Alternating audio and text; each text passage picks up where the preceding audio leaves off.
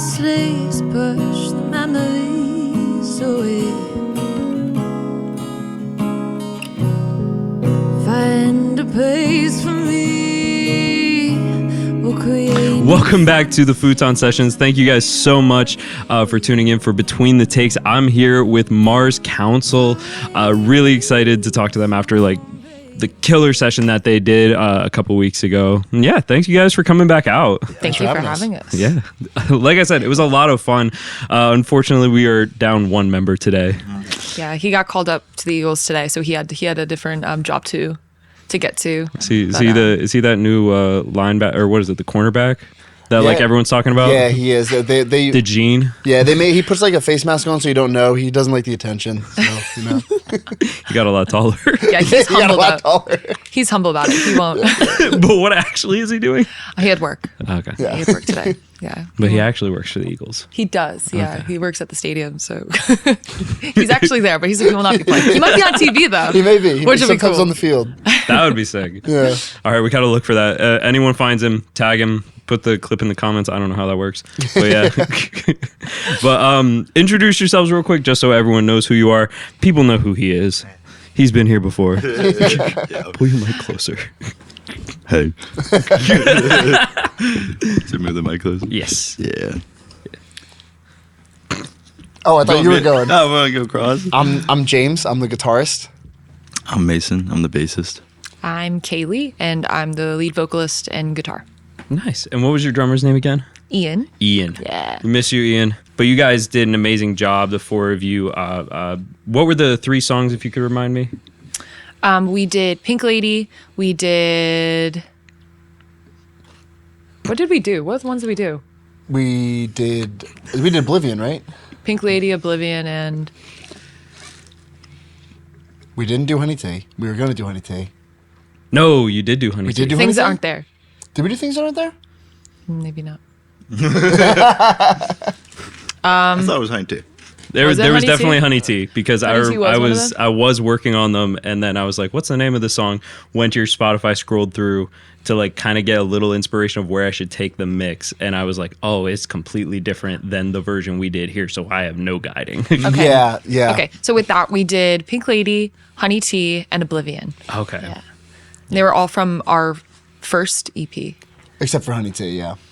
True. Yeah, that was the first ever. Yeah, Honey Tea was the first release song, and it's great that you knew that it was so different because that song kind of changes with us as we grow as a band. We've never really played it consistently the same way for a long period of time. We kind of just keep switching it as we grow. I could be mixing it up with a completely different group or something, but I feel like you told me at one point that Honey Tea, you did it when it was just the two of you in the band. Yeah. And so it's so different now. Yeah, it's I love Honey Tea. It definitely has a special place in my heart because that was our first song. But yeah, it actually started as an acoustic song. We had a cajon on there. Yes. We had acoustic guitars, and it was just James and I. And then that bloomed through COVID. So, there was a lot of remote stuff going on. Shout out Austin. He did the cajon. Yeah, for us. my brother was the cajon player for that. But I think there was always a vision of making it bigger, making it like a full band. And I think where we're at now is closest to the sound that I've always dreamed of it to sound like, which it's cool to be able to capture that, right? Because on Spotify, it's very acoustic, but this was the first time that the full band was actually captured besides live. Yeah. It was really good. You guys killed it. It's cool seeing the comparison of then and now with the session. Absolutely loved it. You said Pink Lady was the second or third. It was one of the other ones. You said that was from your EP? That was not actually from. Oh, I yeah, guess that I'm was just also- lying. that was before. So actually, only one of them was from the EP. So Pink Lady was actually the second song we released. Okay. And that we did a different version too. We don't do that version live that we did here. That was, we knew it was kind of more laid back. So we were like, oh, how can we kind of pull it back, kind of make it a little bit more groovy. And so that was the first time we've done that. I don't think we've done that live yet. Right? Yeah, we really wanted to put all the stops for Futon Sessions. So that's why with Pink Lady it was a complete different vibe, different version, to get kind of like a groovier, funky type sound. You know what? I'm glad the song selection we did every phase. We did Honey Tea, which was the first one, Pink Lady, which was our next single that came out kind of far after that. So we had grown a lot. And then Oblivion, which was on the EP. So, and then it kind of brings us up to Things That Aren't There, which was our recent release. Now we gotta come back and do things that aren't there and stuff. That's awesome. I love when bands can do stuff like that, like give the different phases of their release. I'll probably like reconfirm with you and make sure that they are released in the proper order so people can see the phases like in order rather than like Honey Tea coming out last or something. Oh, that'd be cool, yeah. Yeah, that's really sick. But speaking of new projects, you guys just dropped a video not that long ago that was sick. The colors on it were popping. Like the song itself was good, but just it looked so good. Thank you. We really appreciate that. So, You're speaking Kayle's language. She spent so much time on those colors. She did so much editing on it. It came out great. Smooth. Thank you. You know, I worked really closely with a friend of mine, Saba Ahmed. She was the cinematographer for that. But yeah, the color, for me, visual symbolism, everything is part of the greater whole of a creative project. So with Things That Aren't There, like we had the album cover. Like if you were to look at the album cover, you see like the 4 blocks of the colors. So there was a pre-planned type of idea blooming. So being able to bring that to life was like, it was cool. It was really cool. That's cool. Yeah. I love visual designs and aesthetics. I mean, like when we were doing your guys' session, I kept asking, "What color do you think of when you think of this song?" And I'm trying to put that in the thought background. intentionally about it. Pink Lady was a little easier for me to guess, but Yeah. Really? just pink. But yeah, you guys dropped that music video. How many songs were on that project? Was it actually like a full project or a single?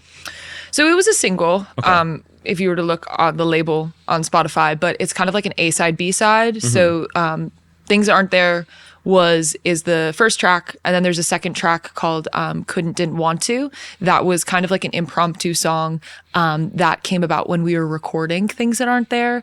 And that's a really fun story to get into. But yeah, so there's actually 2 songs, even though it's called a single. Yeah, Spotify labels things weird. It's like it has to be 30 minutes to count as an EP, and Oh, is that the classification? it's not even I like was always number of curious. songs. EP was always like 4 songs, 5 songs, and then I looked it up one time, and they're like, "Yeah, it's only an EP if you break 30 minutes." I'm like, "That's stupid." we should do a single that is 30 minutes 100 songs, 5 seconds each. We should do that. Let's start. Let me write that down. Write that down. Wait, what's the math on that? We got to do that. How many songs could we That'd be fit awesome. on that? I'll figure that out. Oh my gosh. Yeah, no. The songs are killer. Everything sounds great. Everything looks great. You guys, the blend as a band is so cohesive. Like I just knowing even just Mason from other projects, I was curious to see how everything translated to Mars Counsel, because sometimes when people are in multiple bands, it almost can have the same vibe, and it felt very different from anything I've heard from any of you, even just from your older takes, like we talked about. Like it's cool seeing the dynamics you guys can do. Well, yeah, and that was why Mason was such a big like addition to the group when we had him on, because he is so good at serving the song, not trying to serve himself as an individual. So like when he came in, all of what he was trying to do was just listen to what we already had and take the knowledge he already knew of music and kind of translate it. Which is vast. Mason's We like- tell him it all the time. Sending him so much It's always a joy watching Mason play just because of how into it he gets. And I think that's just Yeah. more evidence of him always trying to serve the song because he loves it so much. At least it looks like it. Yeah. Love music. And carrots. Here's our Mason crunch intermission. I'm going to hate editing I have this. misophonia. I hate That the wasn't sound even a of crunch. That was all wet. Stop. That's enough.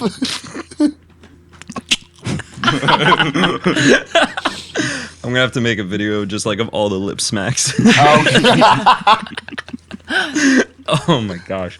Do you guys have anything coming up that you'd want to share about? Like anything maybe not necessarily any set release dates, but anything you guys are working on?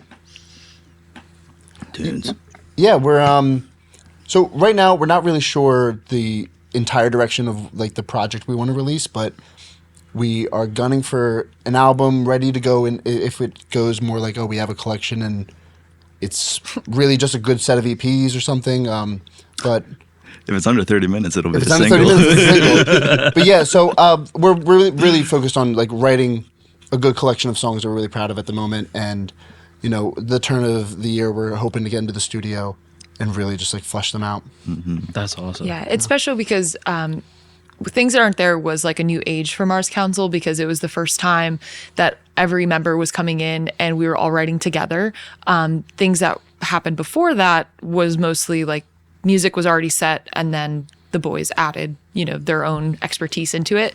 But with all of these new things coming in the new year, it's a collective. So it's stuff that we've all written together, which has such a very unique, very like refreshing sound. Yeah. So, you know, we're really excited to, you know, iron out the wrinkles, I guess, and then get into the studio. Yeah. Yeah, that's cool. Seeing the progression of like going from one person's ideas to like everyone's ideas collectively is always a lot of fun with a band because you see how much influence everyone puts into it. Yeah. And how much of the original stuff may have just been the one person, but then it's even more fun because you can pick it out on the later projects. Exactly. Yeah. I know personally, like, you know, when it came to the earlier things, I felt this sense of like ownership and, dare I say, over control of like not wanting to share. But I think, you know, there's this term called like the edge effect. So like if you're working with people that are What's so funny? Nothing, don't worry about it, sorry. it's an academic term for people who care. But it speaks on the like working with people that don't mimic you, that are coming from a different background, how that impacts and amplifies the finished product. And I think, you know, we come from various musical backgrounds that it's really coming through with this new stuff that we're working on. So of course, stepping into the vulnerability, letting go of control is really hard for me at sometimes. But I think with the team that we built, I trust it, and I think it's you know, blooming into something really cool. Nice. With the band in comparison, like how do you feel like you guys go about the songwriting process? Does someone have an idea that they come up with? Do you feel like you find it more in rehearsal times? Does it feel like it just pops out naturally, or is it something that one of you will present to the table? No, we've been jamming. Yeah. We get a lot of times it comes from just playing at rehearsals and everything. Sometimes we'll bring, like, someone will come up with an idea. Like, what do we have? Ian has the one song that we're doing on guitar. He came in with like a guitar idea, and we're putting that together. Other times we have been trying, like, before we go and we rehearse stuff, we're like, all right, let's take like, how long is it usually? Like 30 minutes or so. So we'll go and just try to bust some stuff out, come up with ideas. If someone's playing, like James will be playing a chord progression or something, we're like, all right, cool. Where's that go? Kaylee's always the one that's like, yeah, all right, I like it. But let's evolve it into an actual song. And it's good to have that momentum and everything. So. Yeah, it's been really cool figuring out how to write as a group. I've learned that there's not one way to do things, like anything in music, I guess. So it's been like trying to figure out like what feels authentic to us. And usually it's in Mason's basement. So I like. That's awesome. Just hearing people's different approaches to it. I love that on Between the Takes because it feels like that's kind of stuff that people don't get to talk about with music. They'll only talk about like the major successes and like the one way that always seems to be like a viral moment. They don't talk about like the grind of like, all right, we got to go to rehearsals every week, or we have all these rehearsals that we do. We have all these times we've played together to get to that point to write that song. We got 2 a week for the next like 2 months or so. We're trying I think to we have 3 this week. we're trying to stack it up. We're trying to stack up the writing it's sessions. that thing where it's like, you know, when you create something new, you walk away from it, you come back again, it's stronger. Right now we do have some sort of like time frame that we're trying to, you know, work with. So it's like trying to take those creative moments and being a little more intentional with the time. Because I love hanging out with them, but you know, when we get together to write and do these things, especially when we get into a studio where, you know, you're paying for that time, you have to be intentional. So finding a balance with that has been. Honestly, and like it may just sound like I'm trying to talk about like being a guy who has a studio, but I feel like it's important for bands to pay to be in the studio because of that reason. They won't mess around. They won't be like, we have to do this 1,000 times until we feel like it's right. They kind of force themselves into being ready because it's too easy. As someone who like has tried to like mess around every now and then and record something, I leave it too open-ended because I'm doing it. There's no sacrifice or loss on my end if I take forever. Yeah. No, that's fair. Yeah. And it's also the ability to have a third party outside of yourself, because when we started, we were doing all of the production ourselves, like recording, mixing, mastering, and it was a fun experience to do. And Pause. James was doing the mixing, the mastering, and the engineering. He's like, we are. No, it was No, James. it is a group effort though, of sitting down and like, someone comes in and they're like, it just feels closed off, and like the engineer's job is now to figure out what that means and like, solve it. But when you're the engineer and you can tweak absolutely everything and it's your baby, it's really hard to make concrete decisions and say this is what's happening. And when you kind of pass that off to somebody else, it's a burden that I no longer have to do. And it's another set of ears that maybe something that we weren't really aware of or thinking about. And so also, yeah, going to a studio, it's just a way to like kind of someone almost to make decisions that we actually don't really need to make on our end. We need to focus on the vibe of the song, how it, like the environment it creates, how it meshes with the other songs, not really, did that 10,000 hertz need to be like higher or lower by a few decibels, so going into a studio, at least for me, is also like very nice to pass the job off. Yeah. That makes sense. I've found things like that with bands, like they'll be hands-on, but they won't be hands-on, and it's really nice even just trying different engineers for different projects because they can bring their own sound that will then translate and work with the song better. I always love when bands have multiple engineers they call because they, even for like the same album, because they know this one engineer can translate the sound better for this song, but he wouldn't be as good as this guy for the second song. Yeah, no, that makes sense. I mean, right now we are working, we haven't really like entirely solidified, but we're going to Headroom, and Nice. The vibe there was just great. Like we had a talk with the lead engineer there, and just how he thinks about music and how he wants to kind of like think long term, not just the mixing process, but also like, well, where do you go from there? Like, yeah, this sounded good live, but did it translate well into a studio space? Like when we went to go visit, the conversation we had was just so all encompassing, I guess, of how to actually create a project. And it was things we were all thinking, but having someone else come in and say that to us, like, this is what you need to be thinking about.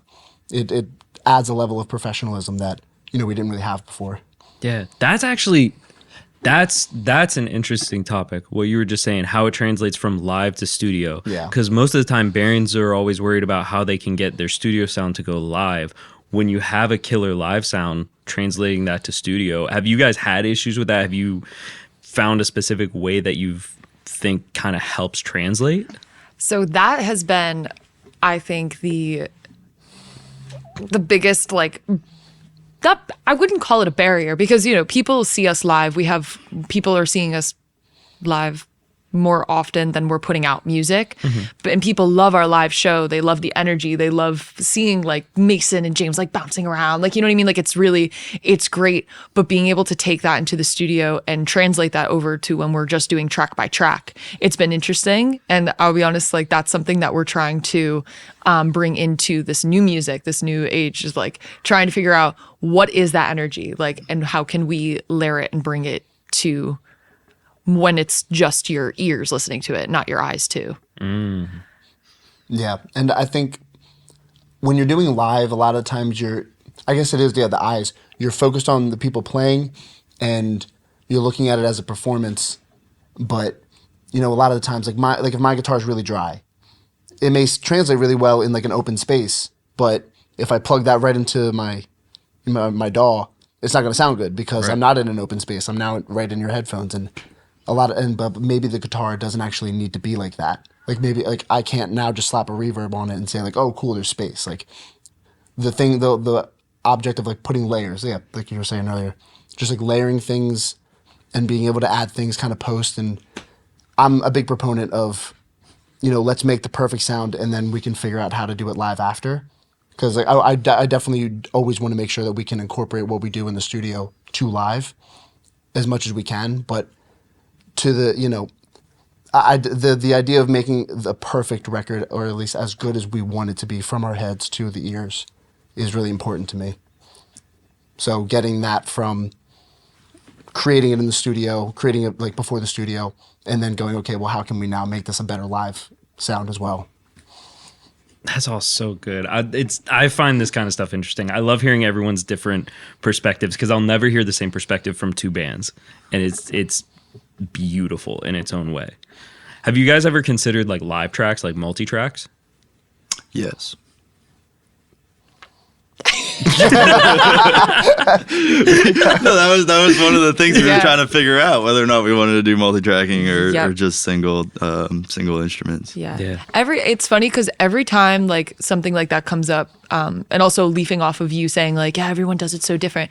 It's like when you go and ask for answers, usually the engineer or like person with a lot of experience will be like, well, it depends. And you're just like, okay. And when you think about going into a recording studio, like those are things you don't. I specifically did not realize how much logistics go into making a quality record. Like things like, scheduling the studio in a good amount of time where you're not like losing momentum, or like, are we going to do single? Are we going to do live? Who's the engineer? Who's the mixing engineer? And how like all these different things that. You kind of think like, oh, I'm going to pay someone, I'm going to go record and they're going to mix it and that's going to be it. But there's so many ways that a record could get stopped or that like momentum could die. And so it's a new side of music that as a live performer and a consumer, I didn't really notice until, we started, talking to studios, really seriously considering going into one. And now we're prepared to go. We need to flesh out the music, but like mentally, business-wise, and logistically, we are ready to now go into a studio, and it took a while to get to that point. That's awesome. All right. One kind of final question that I try to ask every now and then. If you guys had to describe your sound off of like genre combinations of artists, what would you describe your sound as? So I think I could take the first one.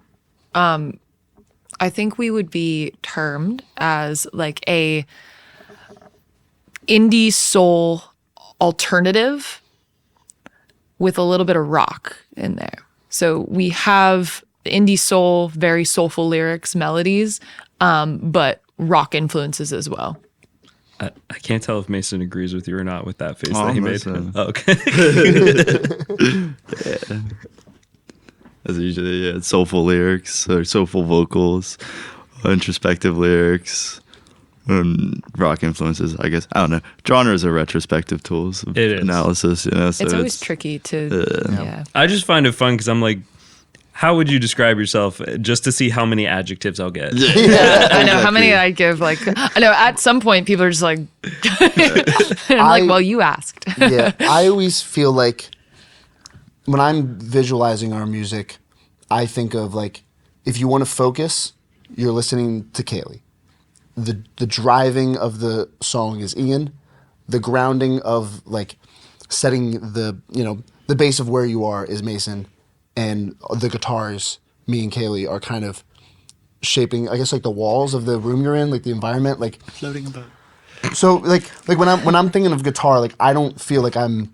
For some of the songs, it's kind of rocky guitar, but a lot of times I want you to almost feel like you're engulfed by the guitar, and you're focused on Kaile, you're feeling Mason, and Ian is driving us down the road.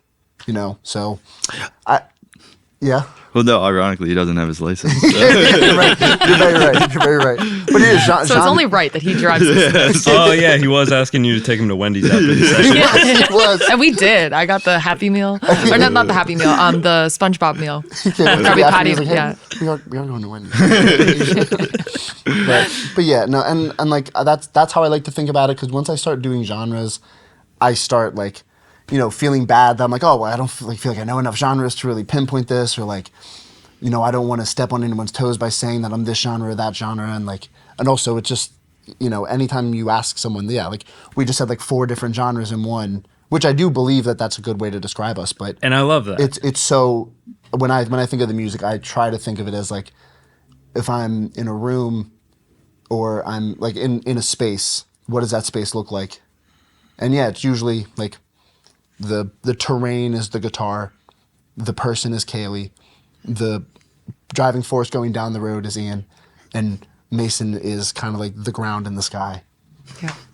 So that was just taking a conceptual subject and making it even more conceptual. Sorry. I love that though. That's- Like that just helps people like understand a little bit more about your guys' Yeah. sound. To me, it does. Yeah. Because like Mason said, like genres are it's a construct. It's like theories. It doesn't matter. But it's just a fun thing that humans like to do, which is label every single Yeah, thing. on well, Earth. it helps you find the community that would enjoy your music too, Yeah. which is like something that I always get into a pit between, because I'm like, I want our music to get to people that would enjoy our music and get something out of our music, but then it's also like we don't easily fit into one genre, so it's just kind of finding all these little micro genres that exist, and it's like it's a rabbit hole that you could fall into. That in itself is going to draw a lot of people to listen, I think. The fact that you can hit so many different little styles in there. I hope so. We're gonna get heavy you. on this next record. It's just I'm gonna name if we name every genre. We'll get it right somewhere. We'll tag every genre in the comments. What? Yeah. There's a little bit of reggae on Hold Fast, right? Yeah. Rock, Like soul, surf, it's like surf funk. rock, but then also like Westy. What else? It's like, I got a riff I gotta show you guys. It's gonna. Oh, cool. We're gonna get a little bit harder rock. Mars Counsel songwriting live. No, it's like don't, like something like that. ironically, it's a lot of sound effects, making a lot of different noises. As long as you can get new metal in there, I'm happy. No, we communicate through just like mouthing the instruments so often. It's funny. You guys should make a reel of that. I feel like that'd be really funny on Well, Instagram. it really is. I mean, that is a great idea. That's a good idea. Why? Because a lot of it, so when it comes to like music, like even like writing, music theory, I don't have it. I don't have music theory. I know what sounds good. I could hear it in here, but I can't tell you. So a lot of times I look to them and I'm like, guys, this is what I'm hearing. And then I'll do it in some sort of mouth thing, blah, blah, blah, blah, blah, like, or like, do. And they're like, oh, so you want this to dissolve to a 1/7 of that. And I'm like, Shut up. no, actually, I'm just play like, the string. I say sure. I was like, can you play it too? And that's been a lot of it. Yeah. But bands that we sound like if we were to liken ourselves to some bands. If you can. It's I don't know if that's important after like the amazing description you guys gave. Okay, that's fair. Yeah, I do have an answer on the instrument. Like on the instrument side, Okay. I don't want to sound like Rainbow Kitten Surprise, but I want to create the space that goes in my head when I listen to them. I want to be able to create a space for someone like that. And I feel like a lot of that is instrument. I'm in the space, and then the lyrics are deriving, how is this actual story playing out in the space that you created with the instruments. Yeah. I like that a lot. Yeah, exactly. So I don't want to sound like them. I would love, I'd love to, but we're on a band. But your Right. emotional Yeah. goal with the song is like yeah, that. the way they create a space is how I would like to create a space for someone else. That's a tricky question to answer too, because it's like we're not trying to sound like anybody. Exactly. You know That's what I why I mean? try to ask it because I'm like, Yeah. and it's not necessarily trying to sound like them, but like Who do you who's take inspiration? influenced you? Yeah. And I was talking about this with someone a couple episodes ago. We got into how she doesn't have one artist, and depending on the song, she'll say that she was influenced by a different artist thinking Right. about that. And it won't even be like a relative genre. Yeah. Like she'll like with the way she was talking, it could be like, yeah, I wrote this rock song. got inspired by Coltrane, you know? Well, that's a beautiful thing about music. Man. Yeah. Like, you know what I mean? Like, who knows where that's going to take you? Yeah. And I feel like that's how either new genres come, or that's how, like, I had a whole conversation with someone about, like, what the actual definition of creativity is. And it's like, well, you know, if someone created something new, did they create out of their own creativity, or was it a culmination of all the little expertise or, like, genres that they already loved? And yeah, like, someone does a solo from, they're like, a solo from an artist that they love, but all the bass and the drums are from a different artist that they love. And it's not like they're copying it, but it's like, well, this is just how I play because those are the songs I learned. That's kind of something I do with artists whenever I record them. I tell them, send me a reference playlist, and don't send me songs that you just want to sound like the whole song. Send me this song where you like the drums, that song where you like the vocal sound, Yeah. this song where you like the harmonies, this song where you like the guitars. I don't want just one song we're going for. I want the whole picture. Yeah. No, I have, like, playlists in my Spotify that's like bass I like, drum I like, guitars I like, and just to, like, because it is good to, when you categorize, it's dangerous to categorize when you're trying to think about yourself, but when you're categorizing in a way to understand your own taste, I think is important. And, like, as humans, like, it's just our natural nature to want to pinpoint things, categorize, and make it easier for us to understand. But when you're going into the realm of now creating something, categorizing, I feel it can be very, like, limiting for where an artist can go. Nice. Mason, were you going to say something? Oh no. Do you believe in free will? My homie Will. I don't know if the camera can last that long to get into those questions. We can get into that. Oh, This has probably been one of my favorite, like, Between the Takes episodes so far, honestly. This conversation has been so much fun. I appreciate it. Well, thank you guys so much for tuning in. I'm going to try and have links for anything I can find of Mars Counsel down below. Check it all out. Check out their iTunes if you got iTunes. Check out their Spotify if you got Spotify. Maybe they'll be on your Spotify Wrap next year and you'll get, like, a 30-word genre description like they did this year. Thank you guys so much for checking out Between the Takes, and until next time. Yeah.